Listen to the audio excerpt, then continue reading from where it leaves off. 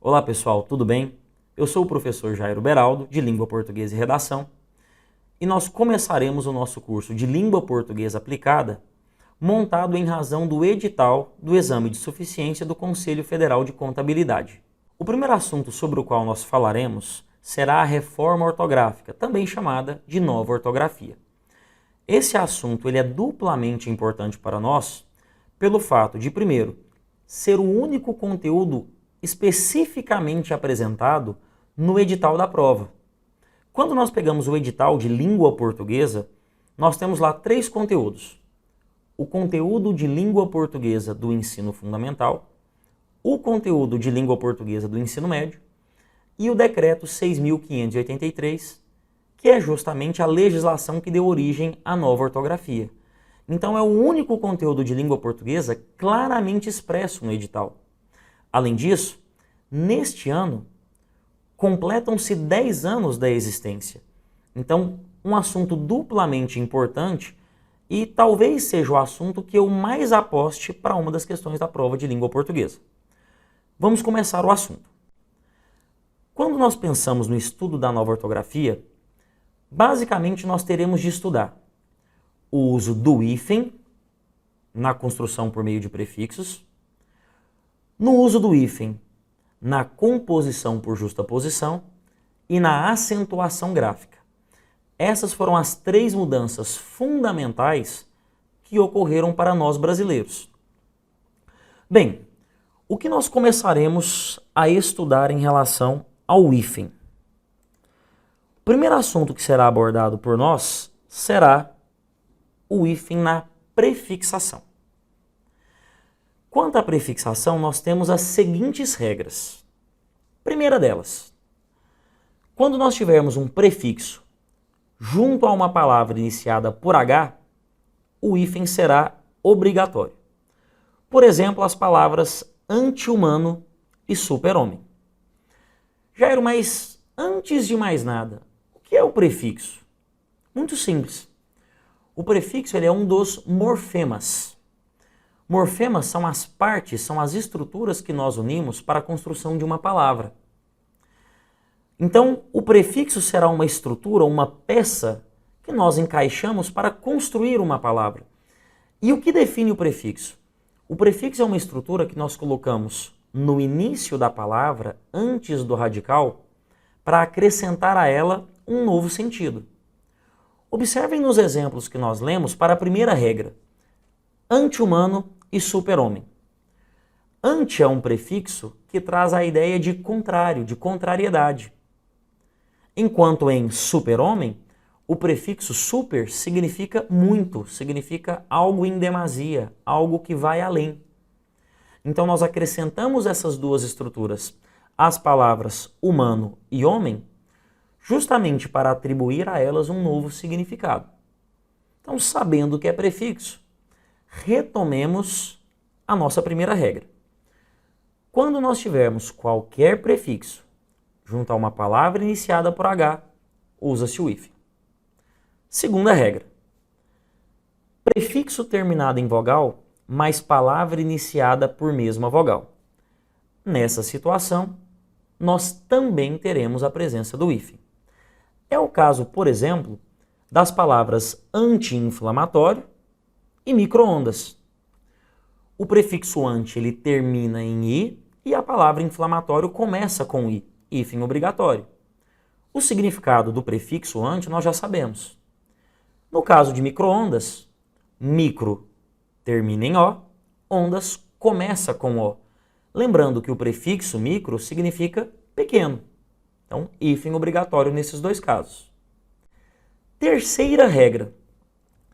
Prefixos hiper, super e inter receberão hífen com palavras iniciadas por R e H, que remete à primeira regra. É o caso, por exemplo, de interregional, hiperrequisitado e super-humano. Na palavra interregional, o prefixo inter termina em R, a palavra regional começa com R. Na palavra hiperrequisitado, mesma coisa. Hiper termina com R, requisitado começa com R.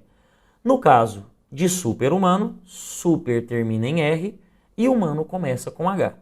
Então essa foi nossa terceira regra. Quarta regra. Prefixos circum e pan recebem hífen com palavras iniciadas por M, N, vogal ou H. São os casos de pan-americano e circunnavegação. Na palavra pan-americano nós temos o prefixo pan, que significa união. Daí o fato de nós termos os Jogos Pan-Americanos, a união dos países americanos dentro de jogos, jogos que se assemelham a uma Olimpíada. E no caso de circunnavegação, circum, que remete à ideia de círculo, e navegação, o primeiro termina em N e o segundo começa com N, hífen obrigatório. Prefixos ex, vice, viso, sota e soto.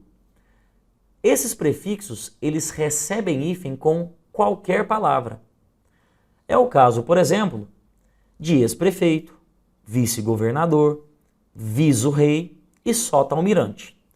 Lembrando, ex e vice são prefixos mais conhecidos no nosso dia a dia. Os prefixos sota e soto significam abaixo, enquanto o prefixo viso é a forma arcaica, é a forma antiga de vice. Então, viso-rei seria a mesma coisa que vice-rei. Próximo caso. Pré, pró e pós. Os prefixos pré, pró e pós, com acento, eles recebem hífen com qualquer palavra. É o caso de pré-história, de pós-graduação e de pró-democracia. Essas regras elas são fundamentais para a utilização do hífen. Jairo, e os demais casos e as demais palavras? Muito simples. Se uma palavra ela não se encaixa em uma dessas regras de uso do hífen, parte-se do princípio que o hífen não será usado. Pense comigo, por exemplo, na palavra coautor, em que nós temos o prefixo co. Coautor, o prefixo co termina em O, a palavra autor começa com A. Não entra na regra das vogais idênticas. Não entra também na regra do H, a palavra autor não começa com H. E o prefixo co, ele não se encontra em nenhuma das outras regras. Logo, se não se encaixa em nenhuma das outras regras, consequentemente, grafa-se sem hífen. Tudo bem? Uma última observação, essa muito importante, pode aparecer em uma questão. Está assim, ó. Os prefixos co, re, pre, pro, pos, des, in e an jamais recebem hífen. Jairo, como assim? Se um desses prefixos aparecem e nós tivéssemos um caso que teoricamente se encaixaria em uma das regras, mesmo assim o hífen não será usado. Esses prefixos eles são exceções trazidas pelo vocabulário ortográfico da língua portuguesa. Então, por exemplo, se nós pegamos as palavras coordenação, reescrever e desumano. Em coordenação, teoricamente, nós teríamos uma palavra que se encaixa na segunda regra. Prefixo terminado em vogal, palavra iniciada pela mesma vogal. O co é uma exceção, não haverá hífen. Em reescrever, mesma coisa. Re termina em E, escrever começa com E. Entraria na segunda regra, mas se trata de uma exceção. Em desumano, nós teríamos uma palavra que se encaixa na primeira regra. Palavras iniciadas por H, humano. Mas o prefixo des é uma exceção. Nesse caso, é bom destacar que eu vou retirar o H e desumano grafa-se junto e sem hífen. Tudo bem? Tranquilos em relação ao hífen nos prefixos? Eu preciso que vocês memorizem essas regras. Nós falaremos agora sobre a utilização do hífen na composição por justaposição. Jairo, qual é a diferença entre composição por justaposição e o hífen no caso dos prefixos? Muito simples. Enquanto nos prefixos nós tínhamos uma pequena estrutura colocada antes da palavra para mudar o seu significado, na composição por justaposição nós teremos a união entre duas palavras. Então, por exemplo, a palavra guarda-roupa, ela é formada por composição por justaposição. Nós temos a palavra guarda, o verbo guarda, mais o substantivo roupa. Então, hífen em composição por justaposição será o hífen na união entre palavras. Comecemos o nosso trabalho. Regra geral. Como regra geral, nós temos a seguinte situação. Até que se prove o contrário, palavras formadas por composição por justaposição receberão hífen. Então, a regra geral, usa-se hífen na justaposição. É o caso, por exemplo, de palavras como guarda-roupa, para-brisa, arco-íris, porta-copos. Vejam, nós unimos guarda e roupa, para e brisa, arco e íris, porta e copos. Nessas situações, hífen obrigatório. Essa regra geral, ela traz uma observação. Essa observação ela foi trazida pela nova ortografia, um caso importante de se memorizar. Segundo a nova ortografia, palavras que perderam a noção de justaposição, elas serão grafadas sem hífen, juntas e sem hífen. Jair, o que seria perder a noção de justaposição? Significa dizer que em algum dos países lusófonos, em algum dos países em que se fala a língua portuguesa, essas palavras já eram grafadas sem hífen, por uma questão de hábito, de costume linguístico. São elas: girassol, passatempo, paraquedas, paraquedista, pontapé, madressilva e manda-chuva. Essas palavras grafam-se juntas e sem hífen. Algumas delas já não são para nossa surpresa. Antes da nova ortografia, girassol já era grafado sem hífen, passatempo já era grafado também sem hífen. E é bom lembrar que essa observação ela é taxativa. Eu preciso que vocês memorizem essas palavras, não há outras. Vamos agora para a segunda regra. A segunda regra ela versa sobre os topônimos. Topônimos são nomes de lugares, nomes de cidades, estados, países, províncias, acidentes geográficos, nome de uma serra, de uma montanha, de uma baía, de uma cachoeira, nomes de lugares em geral. Nessa situação, a regra é muito simples. Recebem hífen os topônimos que possuem grã, grão, verbo ou artigo em seus nomes. Por exemplo, se nós pegamos palavras como Grã-Bretanha, com hífen, Grão-Pará, que é uma terminologia histórica que fazia referência à região norte do Brasil no período colonial. Era chamado de província ou estado do Grão-Pará, com hífen. Baía de Todos os Santos, note o os, artigo. Santa Rita do Passa Quatro, note que passa é verbo. Então, grã, grão, verbo ou artigo com hífen. Jairo, e os demais topônimos são grafados separadamente e sem hífen. Então, Belo Horizonte, São Paulo, Rio de Janeiro, Estados Unidos da América, grafam-se separadamente e sem hífen. Próximo caso. Animais, plantas e derivados delas, derivados das plantas, são sempre grafados com hífen.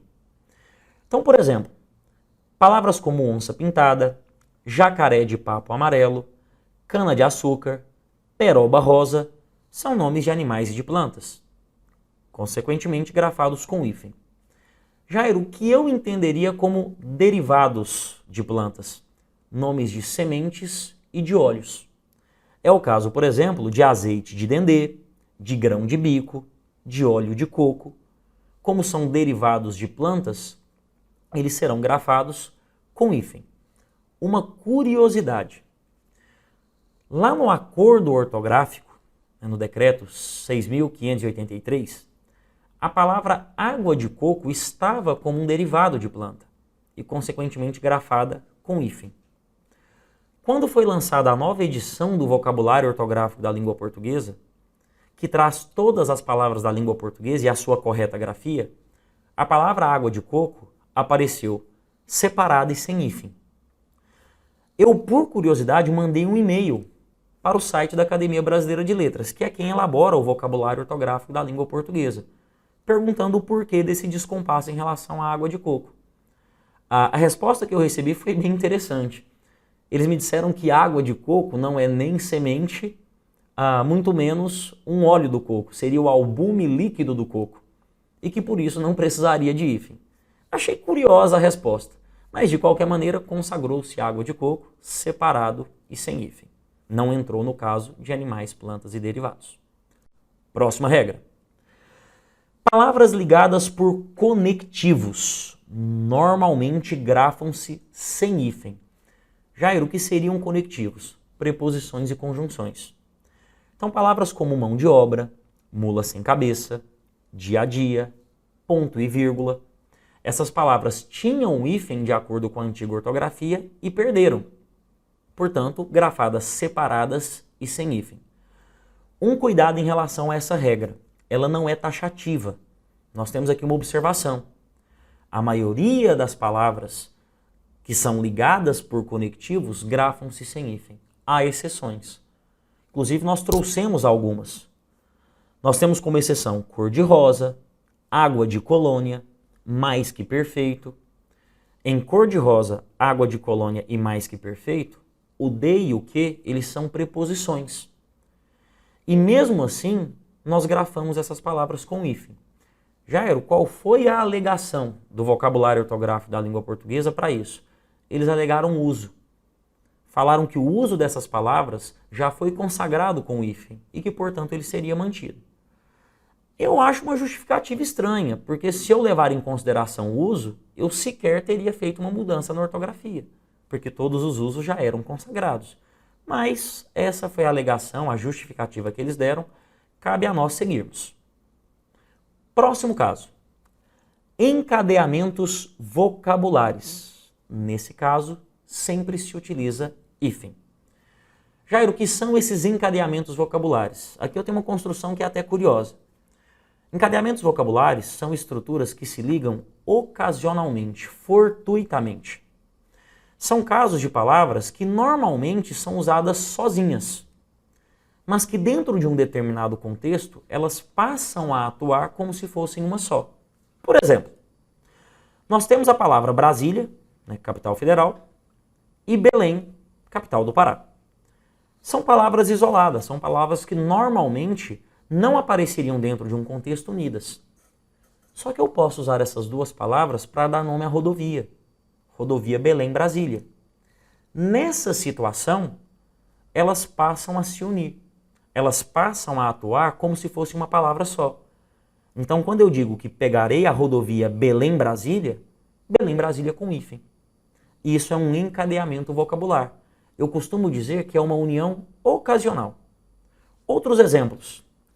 Ferrovia Norte-Sul, percurso Lisboa-Coimbra-Porto, são estruturas que se uniram ocasionalmente para marcar essa união ocasional, hífen obrigatório. Tudo bem em relação aos casos de hífen na composição, na união entre palavras? Assim, fechamos o estudo do hífen já de acordo com a nova ortografia, já de acordo com o decreto 6.583 de setembro de 2008. Senhores, agora nós falaremos sobre a acentuação gráfica. Aqui eu não vou fazer uma diferenciação muito grande entre nova e velha ortografia. Nós já trabalharemos as regras que são vigentes dentro da ortografia atual. No máximo, em alguns momentos, eu vou fazer referência a uma possível alteração que eu considero que possa ser cobrada numa questão de múltipla escolha. Mas vamos lá. Tentem aplicar isso aqui também dentro do seu procedimento de escrita. Tente aproveitar também esse conteúdo para a sua vida prática. É muito comum que nós tenhamos dúvidas de acentuação no nosso dia a dia. Bem, a primeira coisa que eu preciso que os senhores saibam em relação à acentuação gráfica, para que nós possamos usar bem os acentos, é identificar a sílaba tônica e, ao mesmo tempo, classificar a palavra em razão da posição da sílaba tônica. A maneira mais fácil que nós temos de identificar a sílaba tônica de uma palavra é aquela forma que nós aprendemos lá no ensino primário, lá com o nosso professor ou professora do primário. Quando eles pediam para que nós chamássemos a palavra, cantássemos a palavra, gritássemos a palavra. Eu prefiro dizer de uma outra maneira. Eu gostaria de que você prolongasse a pronúncia da palavra. Quando você prolonga a pronúncia da palavra, você perceberá que a sílaba que mais se destaca é justamente a sílaba tônica. Por exemplo, se nós pegamos a palavra sofá. Sofá! Note que a sílaba fá, ela se prolonga, ela se delonga um pouco mais em relação à primeira sílaba. Então o fá é a sílaba tônica. Se eu pego o meu nome, por exemplo, Jairo, e eu prolongo, eu chamo esse nome, Jairo. Note que o Jai é a sílaba que mais se destaca. Jai é a sílaba tônica do meu nome. Por outro lado, se eu pego a palavra médico, médico, note que o mé é a sílaba que mais se destaca. É a sílaba tônica. E nessas três palavras eu tenho justamente as três classificações quanto à posição da sílaba tônica. Na palavra sofá, em que a sílaba tônica é a última, nós temos uma palavra oxítona. No meu nome, Jairo, em que a sílaba tônica é a penúltima, nós temos uma paroxítona. E na palavra médico, em que a sílaba tônica é a antepenúltima, nós temos uma palavra proparoxítona.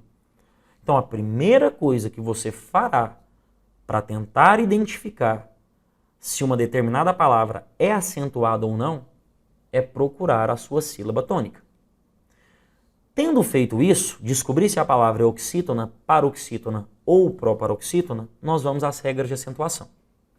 Nós dividiremos essas regras em dois grupos, regras gerais e casos especiais.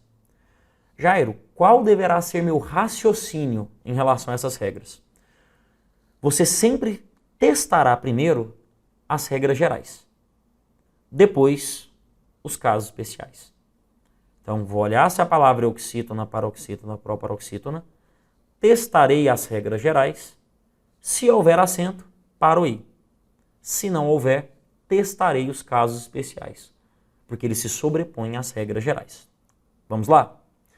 Dentro dos casos gerais, nós temos três regras. A regra geral de acentuação das oxítonas, regra geral de acentuação das paroxítonas e regra geral de acentuação das proparoxítonas. As oxítonas serão acentuadas quando terminadas em A, E, O, seguidos ou não de S, em ou ens. Então vejamos alguns exemplos. Oxítonas terminadas em A, sofá e maracujá. Oxítonas terminadas em E, você e café. Oxítonas terminadas em O, avó e alô. Oxítonas terminadas em também e alguém. Oxítonas terminadas em ens, parabéns. Jairo, e oxítonas com outras terminações? Via de regra, elas não serão acentuadas, pelo menos não pela regra geral das oxítonas.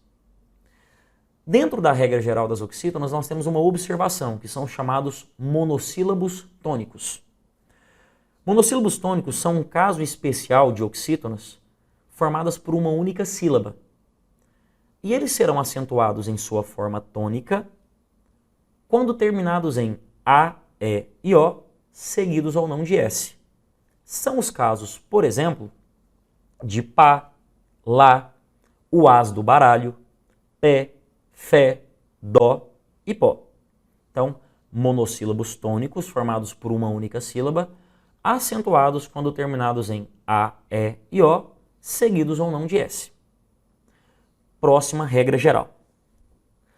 Regra agora das paroxítonas. Essa é a regra mais extensa que nós temos.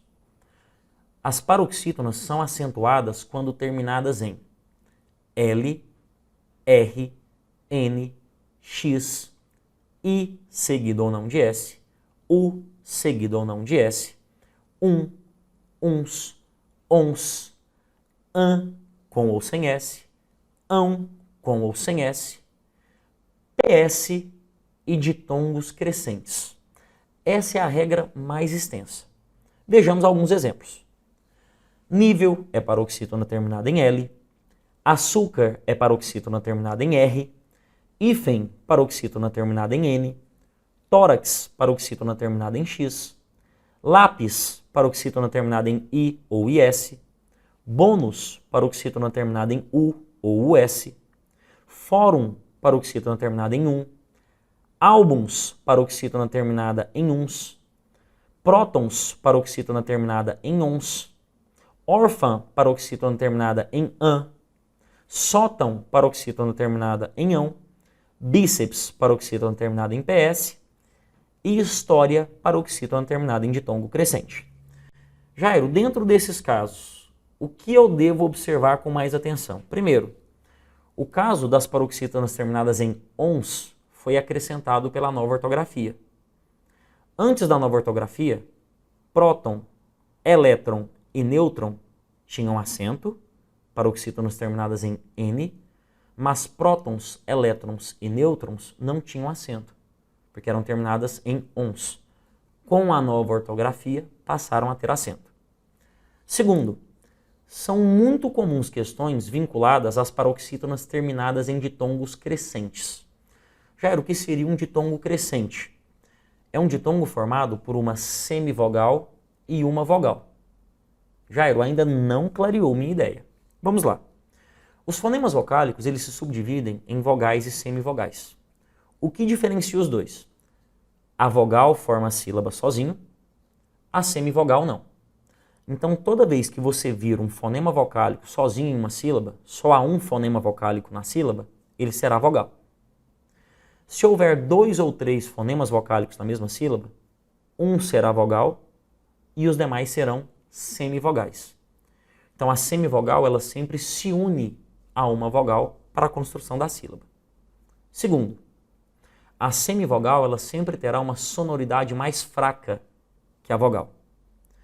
Existe uma escala de força entre os fonemas vocálicos. O A é mais forte que o O, que é mais forte que o E, que é mais forte que o I e que, via de regra, é mais forte que o U. Então, por exemplo, quando eu separo a sílaba de história, is-to-ria, observe que o I e o A ficaram juntos dentro da mesma sílaba. Logo, um deles será vogal, o outro será semivogal. Vogal sempre será o mais forte. Lembra da nossa escala? O A é mais forte que o I. Então o A será vogal e o I semivogal. Percebeu que em história o I semivogal mais fraco apareceu primeiro e o A mais forte vogal apareceu depois? Esse ditongo é chamado de ditongo crescente. Ele parte do som mais fraco, semivogal, para o som mais forte, vogal. Por exemplo, se eu pego a palavra coisa, em coisa o O e o I formam um ditongo, mas já seria um ditongo decrescente, porque primeiro eu tenho o som mais forte, do O, vogal, e depois o som mais fraco, do I, semivogal. Então, se uma palavra é paroxítona e ela terminou em ditongo crescente, semivogal e vogal, eu terei acento obrigatório. É o caso de história, ambulância, régua, série. Para fechar o raciocínio em relação às paroxítonas, 2 casos de acento que existiam antes da nova ortografia deixaram de existir. Nós tínhamos acento em paroxítonas com 2 Os ou com 2 Es. Era o caso, por exemplo, das palavras vou, enjoo, leem e veem. Essas palavras elas recebiam acento circunflexo. Esse acento deixou de existir com a nova ortografia. Então, vou, enjoo, leem e veem continuam com os 2 S, mas agora sem o acento circunflexo. Próxima regra. Proparoxítonas. Este é o caso mais fácil de acentuação. Quereria eu que todos os casos de acentuação gráfica fossem como esse. Toda proparoxítona será acentuada. Então, se a sílaba tônica da minha palavra é a antepenúltima, acento sempre. É o caso de médico, ônibus, maiúsculo, acento aqui obrigatório. Para fechar nosso raciocínio em relação às regras gerais, eu queria dar aqui uma dica. Vamos imaginar que você esteja com dificuldade de memorizar o caso das paroxítonas, que de fato é uma regra muito longa, muito extensa. Há uma forma interessante de você analisá-la. Normalmente, nas regras de acentuação gráfica, nós temos a seguinte lógica. Quando existe acento em um determinado grupo de palavras, não existe no outro, e vice-versa.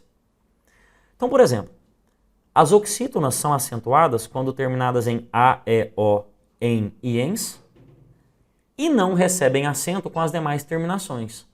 Você vai inverter isso para as paroxítonas. Pense assim, ó. Se as oxítonas são acentuadas quando terminadas em A, E, O, em e ens, as paroxítonas serão acentuadas justamente quando não terminarem em A, E, O, EN e ENS.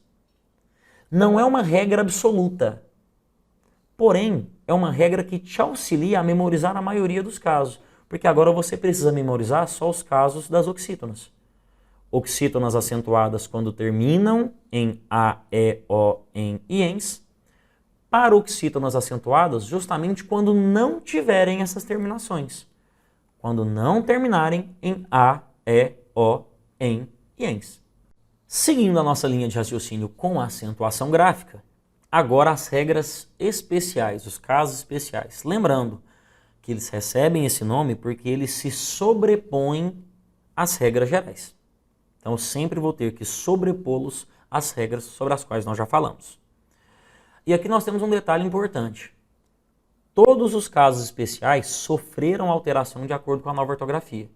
Então eu terei de apresentar a vocês a regra, como era, e mostrar como ficou, o que houve de alteração.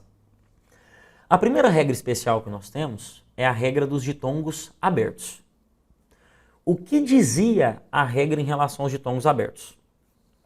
Os ditongos abertos el, ei e oi, eles sempre recebiam acento, independentemente da posição, para se diferenciarem das suas formas fechadas, eu, ei e oi. Tentemos visualizar isso aqui em exemplos. Enquanto as palavras céu, réu e chapéu têm acento por se tratarem de ditongos abertos, ditongo el, seu, meu e comeu não têm acento por serem ditongos fechados, el aberto, eu fechado. Enquanto as palavras fiéis, anéis, ideia e assembleia tinham acento, ditongo aberto ei, as palavras aveia e baleia e sei, ditongos fechados, sem acento.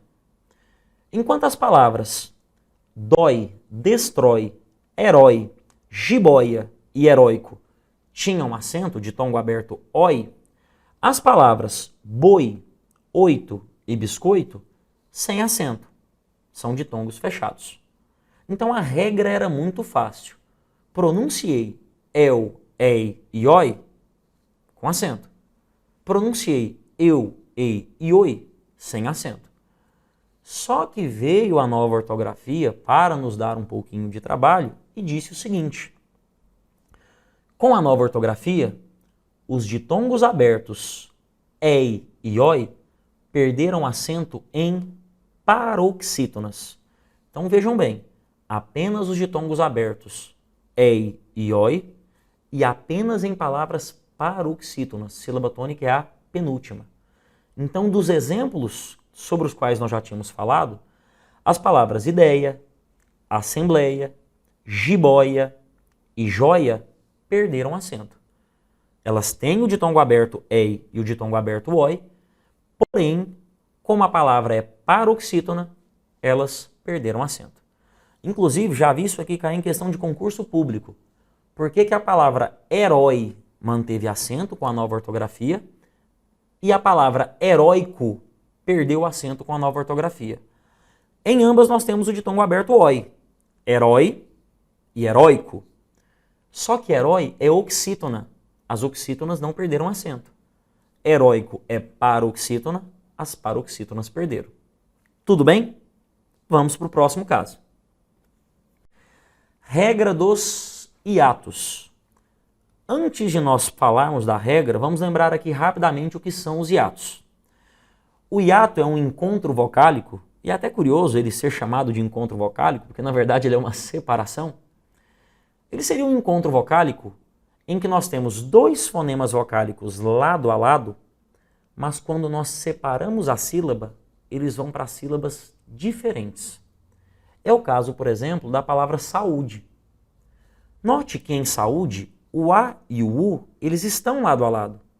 Mas quando eu separo a sílaba, sa, u, de, o A e o U se separam. Ali nós temos o hiato. Bem, a regra de acentuação do hiato era a seguinte.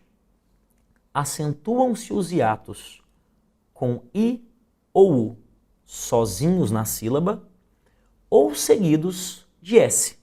Então, com I ou U sozinhos na sílaba ou seguidos de S. Por exemplo, voltemos à palavra saúde.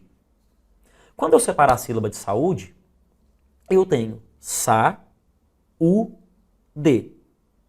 Eu tenho o hiato entre o A e o U ficou sozinho. Então, saúde com acento. Se nós pegamos a palavra país, em país nós também temos o hiato, pa-is.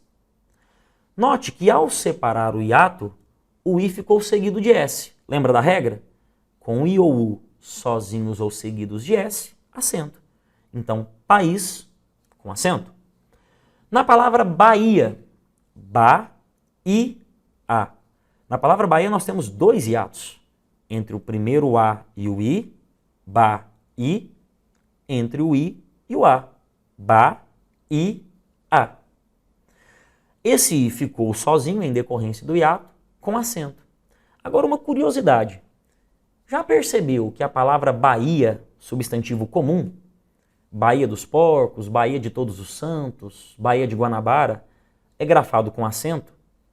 E a palavra Bahia, Estado brasileiro, né, Estado da Bahia, é grafado com H e sem acento? Existe um motivo para isso. O hiato, até 1942, que foi quando surgiu o vocabulário ortográfico da língua portuguesa, ele não era marcado por acento, ele era marcado por um H. Então, a palavra Bahia tinha H justamente para marcar o hiato. A palavra saúde era grafada com H, era S-A-H-U-D-E. A palavra veículo, em que eu tenho hiato, ve-i-cu-lo, havia um H entre o E e o I, veículo com H.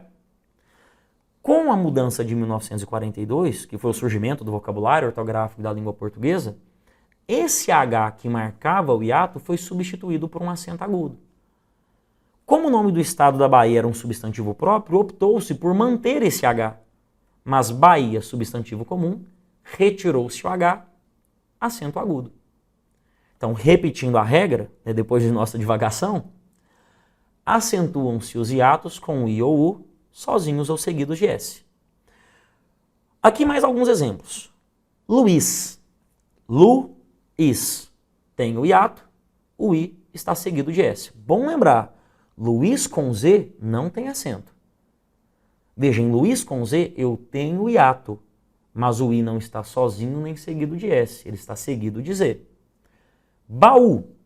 Ba-u. Tem o hiato, o U está sozinho com acento. Juízo. Ju-i-zo. O I está sozinho, também com acento.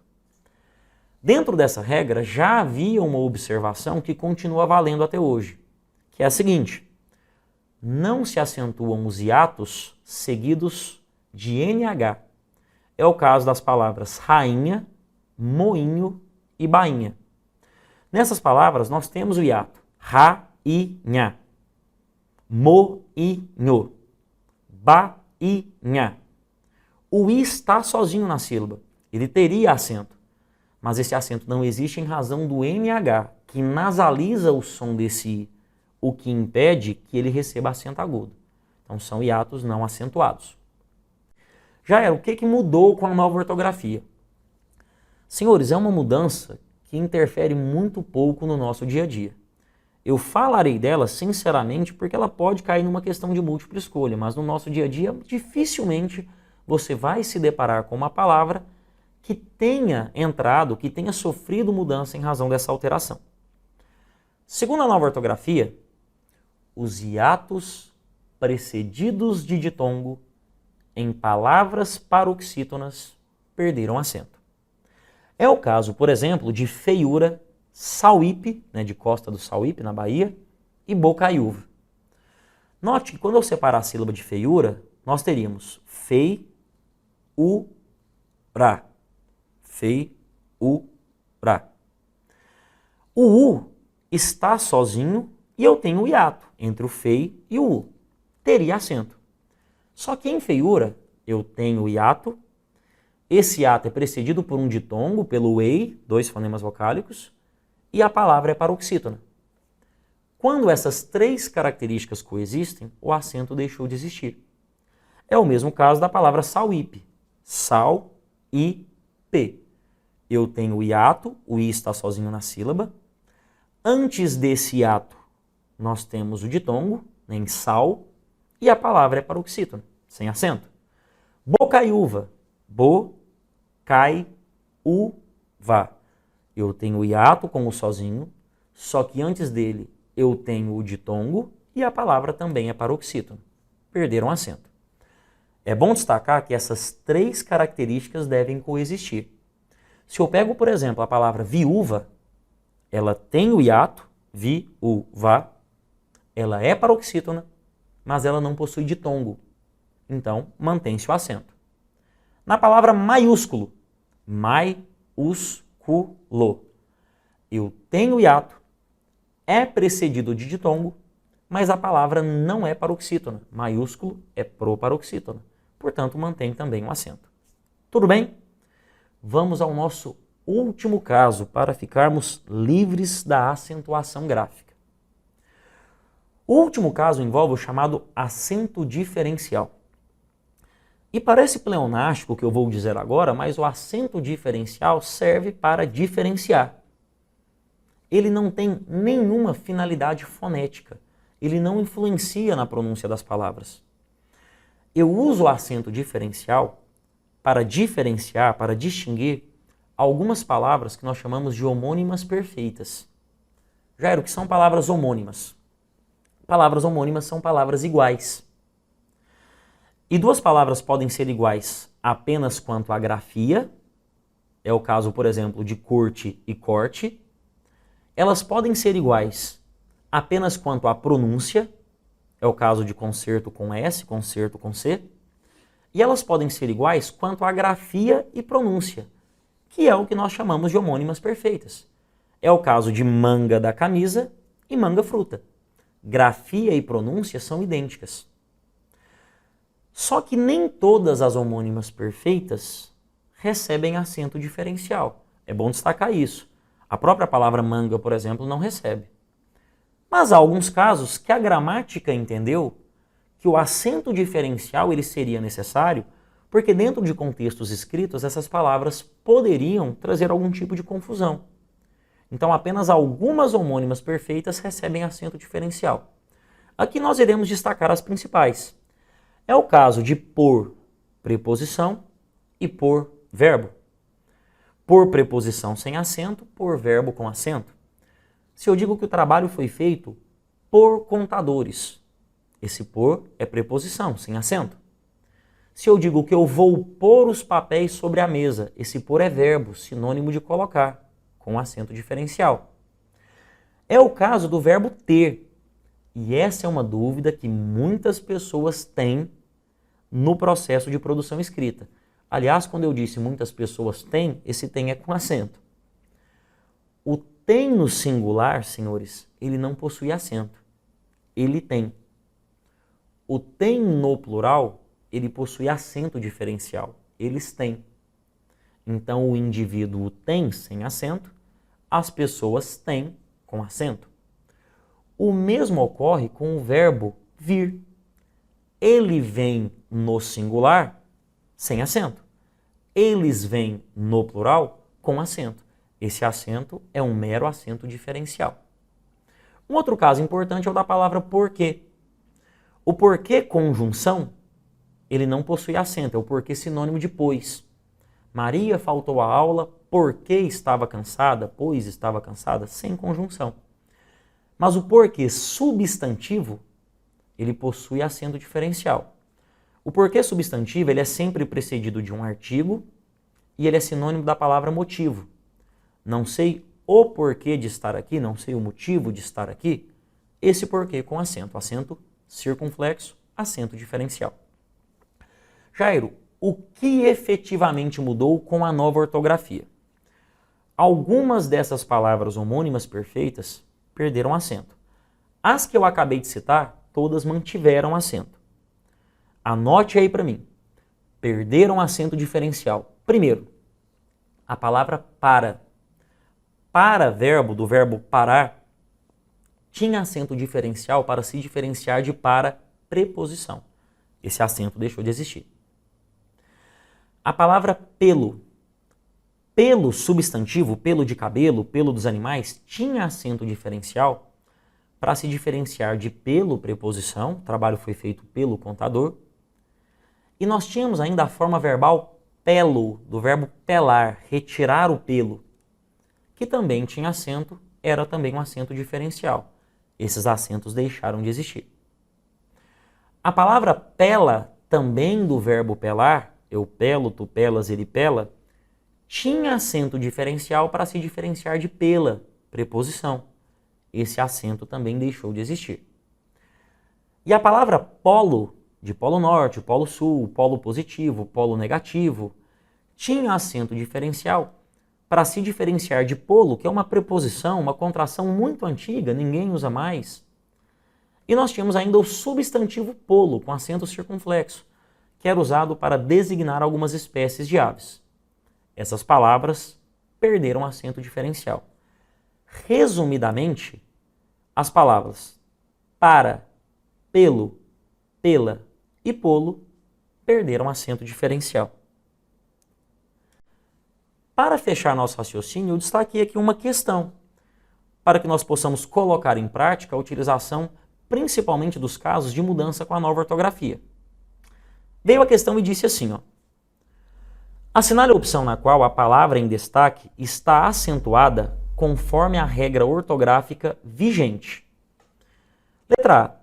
O marido estava com os pelos do braço emaranhados por esfregá-los na toalha.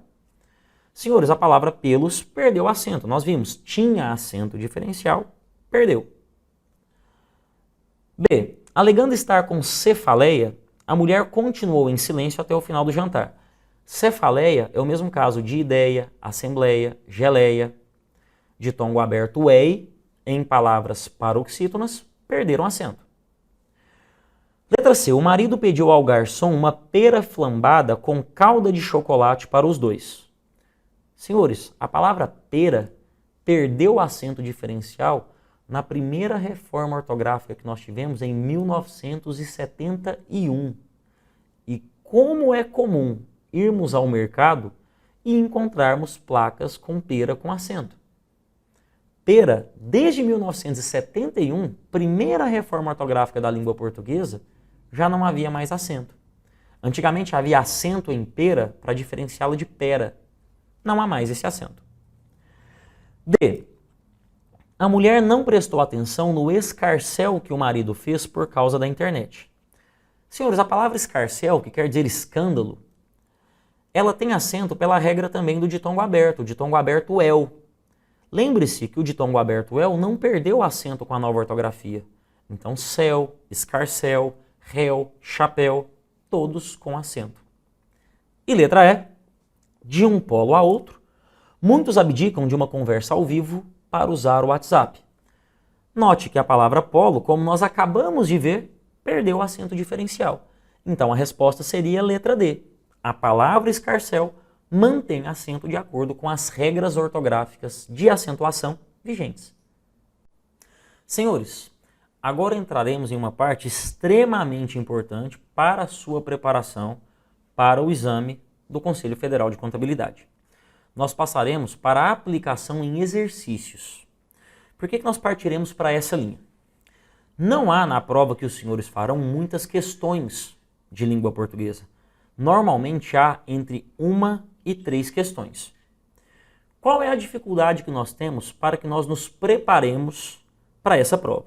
Embora sejam poucas questões, os conteúdos são os mais diversos possíveis. E por que são os conteúdos mais diversos possíveis? Porque o edital ele é muito pouco claro e extremamente abrangente. Quando nós falamos lá da nova ortografia, eu até citei que a nova ortografia era o único conteúdo específico, detalhadamente apresentado pelo edital.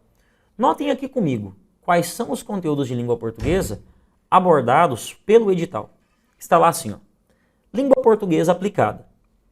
Letra A. Conhecimentos da língua portuguesa abordados no ensino fundamental, ou seja, tudo que você aprendeu da sua primeira série até a oitava, que hoje seria o nono ano, pode ser cobrado. B. Conhecimentos de língua portuguesa abordados no ensino médio, ou seja, tudo o que você aprendeu no seu primeiro, segundo e terceiro ano também pode ser cobrado. E letra C, Decreto-Lei número 6.583, de 29 de setembro de 2008, Acordo Ortográfico da Língua Portuguesa.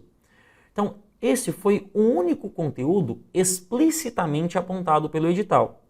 Por isso eu fiz questão de trabalhar com os senhores o aspecto teórico, visto que neste ano, 2019, completam-se 10 anos da reforma ortográfica, ela entrou em vigor dia 1º de janeiro de 2009, e segundo, por ser o único conteúdo detalhadamente apresentado.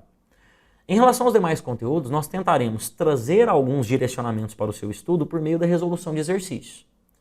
Antes de começarmos com essa resolução, eu destaquei aqui alguns conteúdos que caem com uma recorrência maior.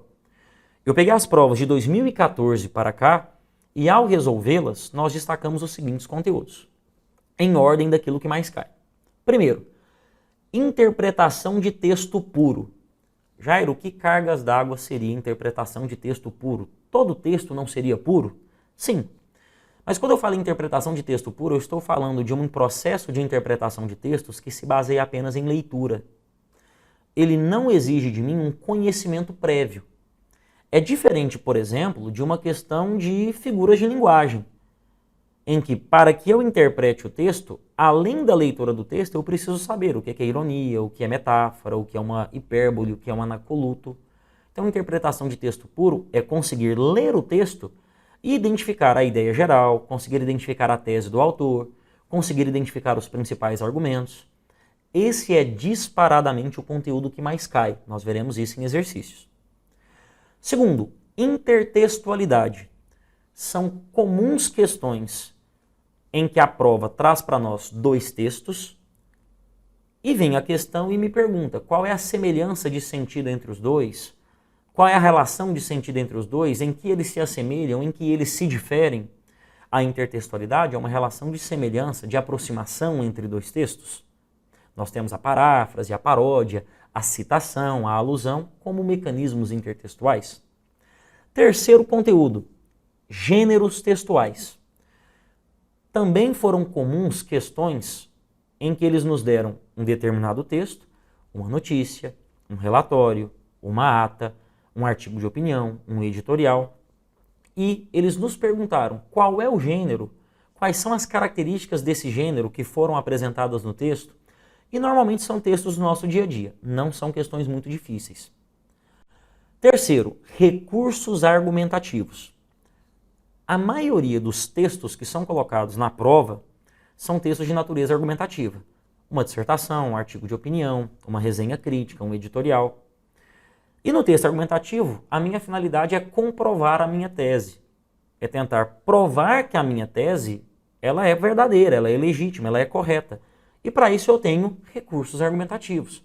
Eu posso fazer uma citação de autoridade, eu posso fazer uma exposição de dados, eu posso recorrer a um repertório histórico, a um repertório literário, a uma notícia, a uma exemplificação, como forma de comprovar aquilo que está sendo afirmado por mim.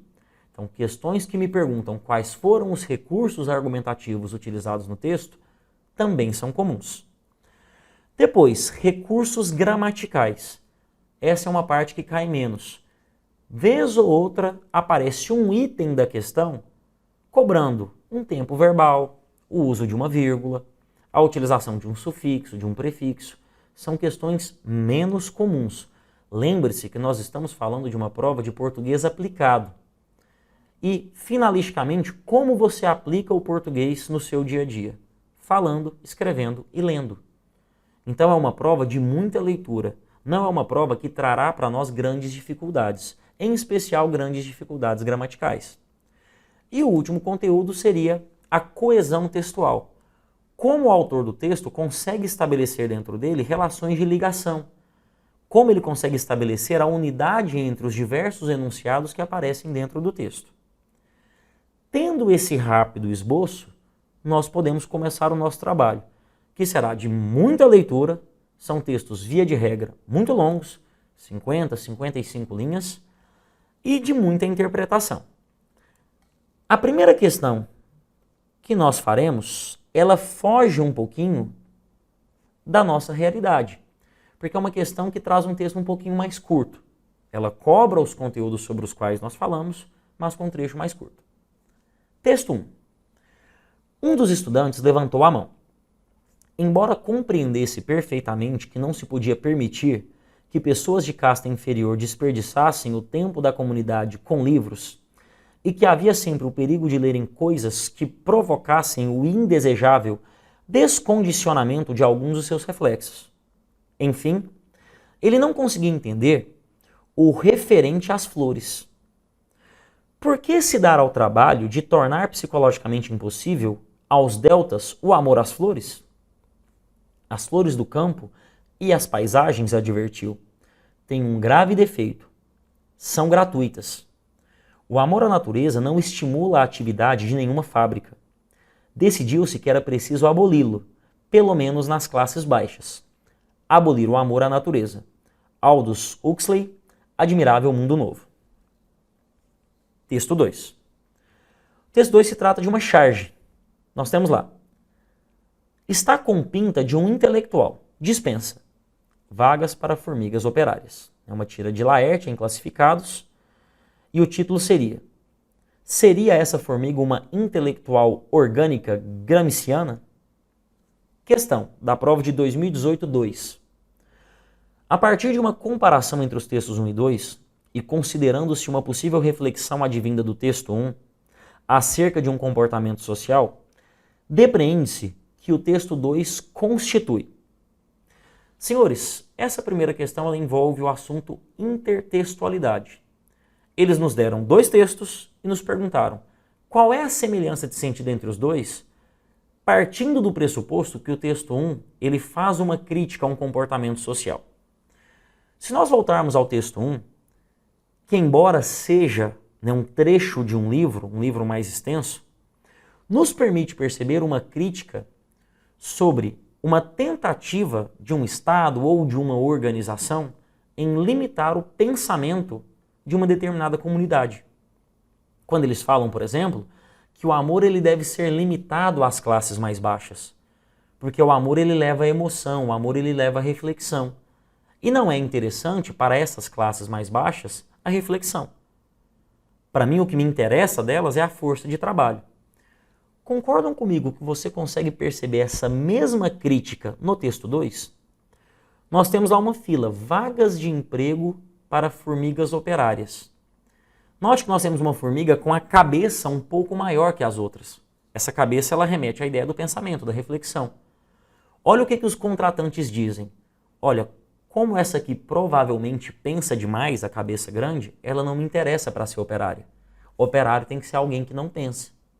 Então, essa é uma crítica feita pelo texto 1 e que é tratada de maneira muito mais explícita no texto 2. A ideia de manutenção do controle das classes mais baixas, dos operários, pelo não pensamento. Enquanto esse indivíduo não pensa, eu penso por ele. Essas duas críticas são bem marcadas, tanto no texto 1 quanto no texto 2. Partindo disso, vamos aos itens. Letra A. Uma referência a um fato atual de forma acrítica. Senhores, a letra A é nitidamente falsa. O fato até pode ser atual, mas ele não foi visto de forma acrítica. Ele foi visto de forma crítica. Letra B.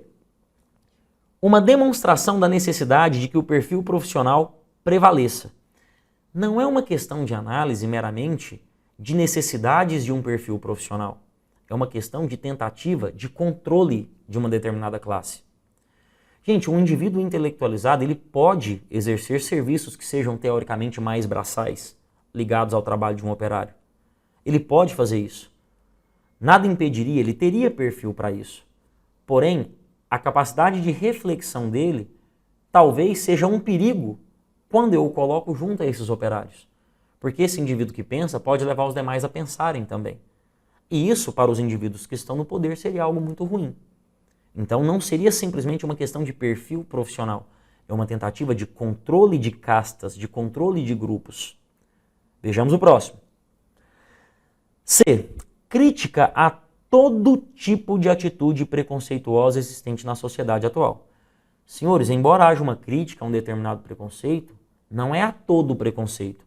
Não se fala de homofobia, não se fala de racismo. Nota-se um preconceito nitidamente econômico, da classe econômica superior controlando a classe econômica inferior. E letra D. Crítica ao desmerecimento de determinados valores em situações específicas. Verdadeiro. Eu tenho o desmerecimento de determinados valores. Nesse caso, qual? A reflexão, a capacidade de pensar. Em situações específicas, qual? Nas classes mais baixas. A reflexão, ela não é interessante nessa situação específica. Nessa situação, a reflexão se torna um perigo. Então, resposta, letra D. Note que não se trata de uma questão muito difícil. Os textos trazem críticas que são mais densas, que são mais interessantes, mas uma questão que mesclou interpretação de texto puro, ler e interpretar os dois textos, e a intertextualidade, conseguir conectar o raciocínio dos dois. Vamos à próxima. Por que ética? Por que ética? E o que é a ética? Não poderemos nos contentar com uma representação qualquer ou indeterminada. Da mesma forma, pressupondo uma pré-compreensão completamente indeterminada, desde o início podemos nos perguntar: por que afinal devemos nos ocupar com a ética? Entre os jovens intelectuais, antigamente havia interesses mais pelas assim chamadas teorias críticas da sociedade. Ao contrário disto, na ética, supõe-se uma reflexão sobre valores reduzida ao individual e ao interhumano. E teme-se que aqui, contudo, não seria possível encontrar nada de obrigatório, a não ser remontando-se a tradições cristãs ou de outras religiões. É o ético, ou então, ao contrário, as relações de poder, que são determinantes na vida social, e estas não determinam, por sua vez, as representações éticas de um tempo? E se isto é assim, ao se pretender lidar diretamente com a ética, e não a partir de uma perspectiva crítica da ideologia, não representaria isto um retorno a uma ingenuidade hoje insustentável? Questão, também da prova de 2018-2. No texto anterior, o autor utiliza como estratégia para a construção de seu texto uma sequência de interrogações. Pode-se afirmar que tal estratégia. Essa é uma questão sobre o que nós falamos anteriormente, recursos argumentativos. O uso de perguntas, elas podem caracterizar a argumentação, desde que sejam perguntas que nós chamamos de perguntas de efeito retórico. As perguntas de efeito retórico, elas são feitas dentro de um texto para tentar levar o meu interlocutor a uma reflexão. Lá na filosofia, por exemplo, com Sócrates, esse recurso ele era chamado de manêutica. Era um recurso pelo qual Sócrates, por meio de perguntas de indagações, fazia com que o seu indivíduo inquirido parisse o conhecimento, desse a luz ao conhecimento. Ou seja, eu induzia o meu interlocutor a uma reflexão, a um pensamento crítico, não por meio de afirmações taxativas, mas por meio de perguntas, de reflexões. Então, aqui nós tivemos a pergunta de efeito retórico como estratégia argumentativa. Vamos dar uma olhada nos itens. Letra A. Indica pausas de elocução com o propósito de obter uma informação desconhecida até então. Falso. A pergunta de efeito retórico, ela não busca uma informação desconhecida. Eu sei a informação que eu quero quando eu faço uma pergunta de efeito retórico.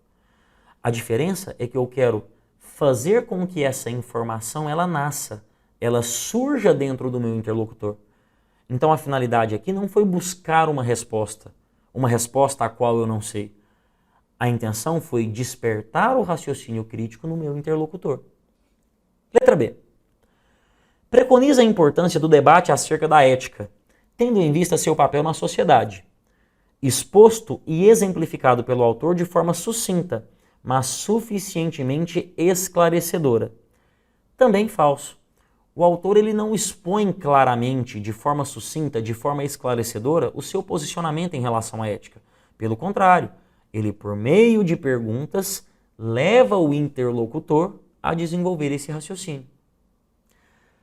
Letra C.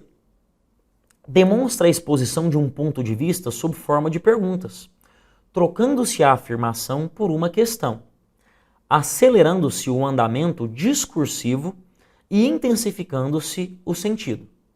Essa é a resposta. Quando o autor da questão fala demonstra a exposição de um ponto de vista, ou seja, a tese do autor ela está no texto, só que ela aparece sob forma de perguntas. Em vez de eu afirmar o que eu penso ao meu leitor, por meio de perguntas, eu levo a pensar a mesma coisa. Isso é a estratégia argumentativa por meio da pergunta de efeito retórico. Resposta letra C. Vejamos a D apenas para o desencargo de consciência. Desmistifica o caráter persuasivo da argumentação, a ponto de elucidar de forma objetiva e clara o verdadeiro e único propósito de tal tipo textual. Apresentar uma tese e demonstrar sua veracidade. O item é falso. Não há uma desmistificação do caráter persuasivo, e muito menos uma informação de forma clara e objetiva da tese. A tese ela aparece implicitamente por meio das perguntas. Resposta, portanto, letra C. Vamos à próxima questão. A uberização do trabalho no século XXI. Tarefas sob demanda ganham espaço em um mercado transformado pela automação e pela inteligência artificial. Na primeira metade do século XXI, o mundo do trabalho está em ebulição. Os impactos das transformações provocadas pela automação acentuada e pela inteligência artificial ainda são difíceis de mensurar. As previsões vão de cortes de 10 a 40% dos empregos atuais.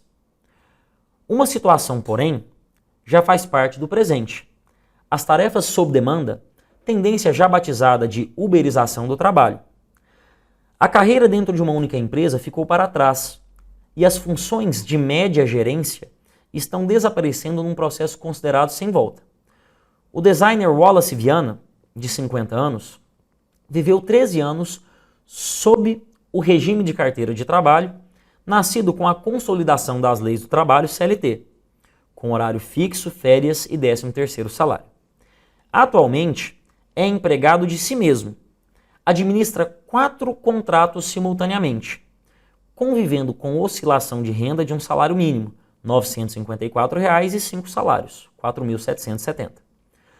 Sou técnico publicitário, contato, cuido de parte financeira e administrativa.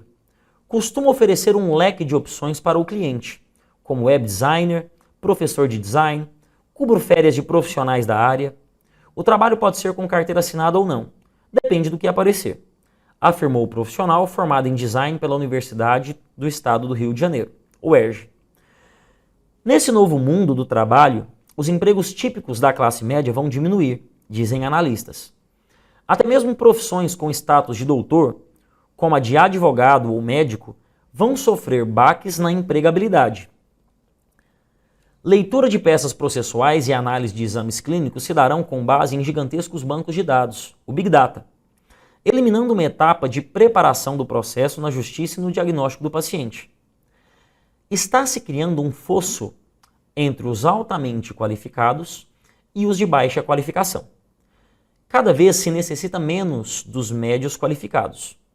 Onde havia gerentes que nos atendiam em agências de turismo e companhias aéreas, há sistemas. O trabalho das 9 às 18 horas tende a desaparecer.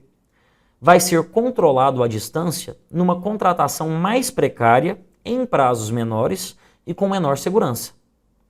Disse o procurador do trabalho, Rodrigo Carelli, professor de Direito do Trabalho e de Direito e Sociedade da Universidade Federal do Rio de Janeiro, UFRJ. Atualmente no Brasil, de um total de 8,2 milhões de empresas, 4,2 milhões não têm empregados. No setor de serviços, onde o trabalho de autônomos é mais intenso, esses negócios individuais chegam a representar 59,2%. Nesses casos, as relações de trabalho viraram relações empresariais. Cássia Almeida, com reportagem de Madison Gama. Questão, prova 2018-1. O texto apresentado é construído a partir de elementos que se articulam de forma a obter um resultado comunicacional satisfatório, considerando-se a situação de comunicação em que está inserido. Tendo em vista os aspectos linguísticos empregados e a produção de sentido que emerge a partir dos mesmos, analisa-se as afirmativas a seguir. Pessoal, pelo enunciado dessa questão se mostra pouco esmero da prova com a língua portuguesa. Há um grave desvio gramatical no enunciado. Quando se falou ali, e a produção de sentido que emerge a partir dos mesmos, essa é uma dica para o seu procedimento de escrita. A palavra mesmo, ela nunca deverá ser utilizada como mecanismo de retomada. A gente chama retomada em língua portuguesa de anáfora. Por exemplo, você já deve ter visto próximo a algum elevador uma placa dizendo: ao entrar no elevador, verifique se o mesmo se encontra no andar. Essa placa ela tem dois problemas. Primeiro, ao entrar no elevador, verifique se ele está no andar. Depois que entrou, não adianta verificar, reza. Segundo, a palavra mesmo que está aí, ela é um grave desvio gramatical. O correto seria, ao entrar no elevador, verifique se ele está no andar. Eu não posso usar o mesmo para retomar a palavra elevador. Jairo, mas eu uso muito isso no meu dia a dia. Onde eu aprendi isso? Provavelmente assistindo a programas policiais. O uso do mesmo como mecanismo de retomada, ele é um jargão policial. É muito comum um policial em entrevista falar que fulano foi preso no centro da cidade, o mesmo portava um revólver calibre 38. O uso do mesmo como mecanismo de retomada é equivocado. O correto seria ele. Então aqui, o ideal seria: tendo em vista os aspectos linguísticos empregados e a produção de sentido que emerge a partir deles, analise as afirmativas a seguir. Agora sim, item 1. Recorre-se à utilização de estratégias que conferem credibilidade ao texto de modo recorrente. Esse item é verdadeiro. Jairo, quais foram as principais estratégias argumentativas utilizadas no texto? Citação de autoridade. Ele recorre, por exemplo, a professores, em especial um professor da Universidade Federal do Rio de Janeiro, um desembargador do trabalho, e a exemplificação. Ele cita o caso do indivíduo que é design e que trabalha já dessa maneira autônoma, desligado da carteira de trabalho, não possui ele regime trabalhista, não é seletista, digamos assim. Esses dois elementos eles conferem credibilidade ao texto e são dois recursos argumentativos. Nós chamaríamos de citação de autoridade e nós chamaríamos de exemplificação. Além disso, há um terceiro, ele cita dados. Ele cita, por exemplo, a quantidade de empresas que existem no Brasil e a quantidade delas que são individuais, empresas que não possuem empresário. Então, citação de dados, citação de autoridade e exemplificação são três estratégias argumentativas. Item 2. A criação de neologismo pelo autor demonstra uma crítica à nova demanda de que trata o trecho que afeta o mercado de trabalho convencional. O uso de um neologismo, ele não se trata de um recurso para trazer credibilidade ao texto. Jairo, por quê? O neologismo é a criação de uma nova palavra, o neologismo é a invenção de uma palavra. Se eu estou inventando uma palavra, isso é linguagem coloquial. Eu tenho a presença ali de uma linguagem formal. E a linguagem coloquial, ela não traz credibilidade para o meu texto. Pelo contrário, ela descredibiliza o meu texto. A linguagem formal é que traz credibilidade. Ele só usou o neologismo, uberização, porque esse tem sido o termo utilizado para caracterizar esses novos regimes de trabalho, essas novas relações trabalhistas. Mas o neologismo, via de regra, ele descredibiliza. Se trata de uma linguagem informal. Terceiro, a utilização de verbos empregados predominantemente no presente do indicativo tem sua função relacionada à estrutura textual apresentada e seu objetivo comunicacional. Esse item é verdadeiro. Textos argumentativos, via de regra, são construídos com verbos no presente do indicativo. Nós chamamos isso de presente universal. Jairo, como assim? Quando eu transcrevo uma informação no presente do indicativo, eu consigo atribuir a ela validade universal. É como se ela se transformasse numa máxima, num axioma, num postulado, como se ela fosse uma verdade inquestionável. Você já viu isso, por exemplo, em algumas máximas da filosofia mundial. O homem é lobo do homem, os fins justificam os meios. O presente do indicativo é utilizado nessas frases justamente para tentar atribuir a elas uma validade universal, ou pelo menos uma sensação de validade universal. Então esse item é verdadeiro. Item 4. Pode-se afirmar que a sequência textual dominante se desenvolve a partir de argumentos que somados expressam um ponto de vista claro e definido em relação ao assunto apresentado. Observem que, embora o autor faça uma análise crítica em relação à uberização do trabalho, apresentando prós e contras, note que ele não é tão claro quanto ao ponto de vista. Quando nós terminamos de ler o texto, nós percebemos que o autor enxerga pontos de vista negativos e positivos em relação a essas novas relações de emprego. Mas ele não deixa claro se ele é a favor ou contra. Se ele prefere o modelo regido pela CLT ou se ele prefere o modelo atual. Ele vê pontos positivos e negativos nos dois. Por isso esse item é falso.